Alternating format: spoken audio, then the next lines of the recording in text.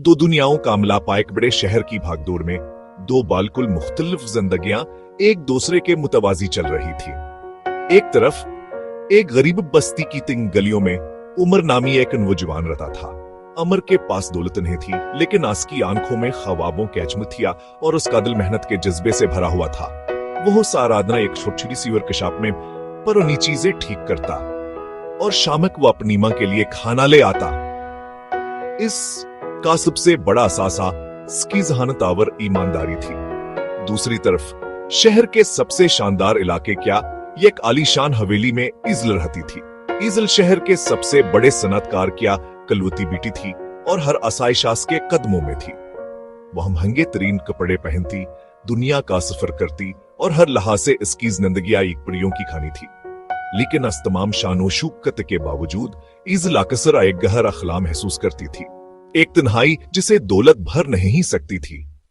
एक दिन इजल के दादा किया एक पर उन्यावर नायाब घड़ी जवाई की यादगार थी खराब हो गई। उसके वालिद ने उसे शहर के बेहतरीन और महंगे तरीन घड़ी साजों को दिखाया, लेकिन कोया से ठीक न कर सका।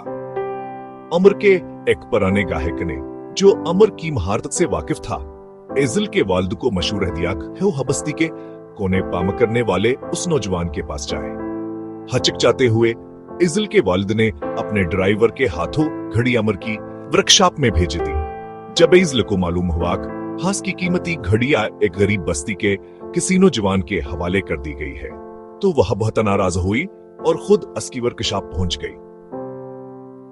वर्कशॉप में दाखिल होते हिजल ने औजारों के गिर्द फैली धौला और बेतरतीबी देखी और अमर को तीला व मिट्टी से आलूदा कपड़ों में महबूस इंतहाई आर्तिकाज के साथ घड़ी के नन्हे पुर्जों पर काम करते हुए देखा। क्या तुमने मेरी घड़ी खोली है? जी हाँ, मैं ही हूँ। ये एक बहुत ही नायाब घड़ी है, लेकिन परेशान ना हूँ, मैं इसे ठीक कर रहा हूँ। क्या तुम्हें वाकई लगता है कि तुम इसे ठीक कर सकते हो? मेरे वालिद ने इसे बड़े माहिरीन को दिखाया है। मैडम, हर चीज का अंदाजा इसकी कीमत या जाहिरी शक्ल से नहीं लगाना चाहिए। मैं न सिर्फ इस घड़ी को ठीक करूंगा, बल्कि मैं इसके दिल को फिर से धड़काऊंगा। ये वक्त के खिलाफ लड़ रही है और मुझे लड़ना पसंद है। अगले दिन उमर ने बिल्कुल ठीक की हुई घड़ी वापस भेज दी।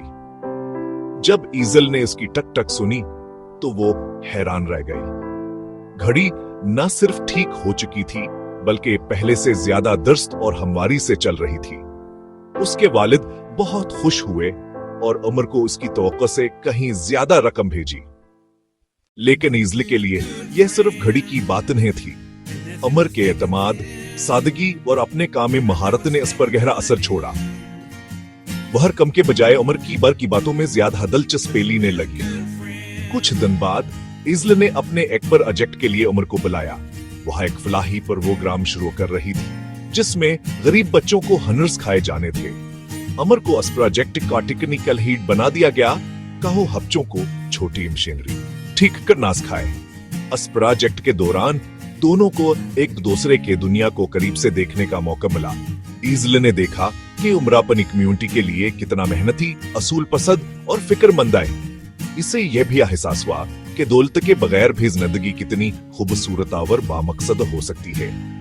अमर ने भी इजल में सिर्फ अमीर तरीन लड़की को नहीं देखा, इसने चमक दगमग के पीछे छुपी एक शफीक रूह, एक तन्हा दिलावर दुनिया के लिए एक कुछ अच्छा करने क्या एक मजबूत ख्वाहिश देखी।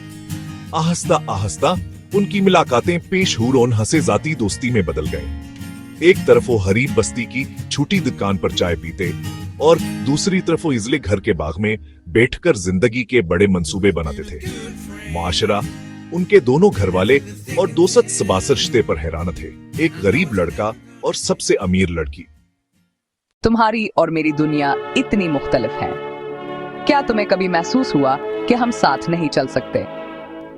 यह चाहे कि तुम्हारी दुनिया सोने की है और मेरे लोहे की, लेकिन मुझे याद है जब मैं तुम्हारी घड़ी ठीक कर रहा था तो तुमने क्या कहा था? इंसान का दिल न सोना होता है और न लोहा, यह बस एक दिल होता है और मेरे दिल को तुम्हारे दिल की आवाज पसंद है। मेरी दौलत मेरी मेहनत है और तुम्हारी दौलत तुम्हारा दिल है। यह दो दुनियाओं का मिलाप नहीं, बल्कि दोस्ते दिलों का मिलाप ही है। इजल की आंखों में आंसू आ गए। और इसने उमर का हाथ थाम लिया। और यूं अमर और ईजल ने अपने तमाम अख्तिलाफात को एक तरफ कर एक नई कहानी लिखी। उन्होंने यह साबित किया कि हाँ, मोहब्बत और एहतराम दौलत, हैसियत या पस मंजर पर मुनहसर नहीं होते। एक साथ उन्होंने न सिर्फ एक दूसरे के दुनिया को समझा, बल्कि आंदू दुनिया के दरमियाना एक मजबूत पुल भी तामीर किया।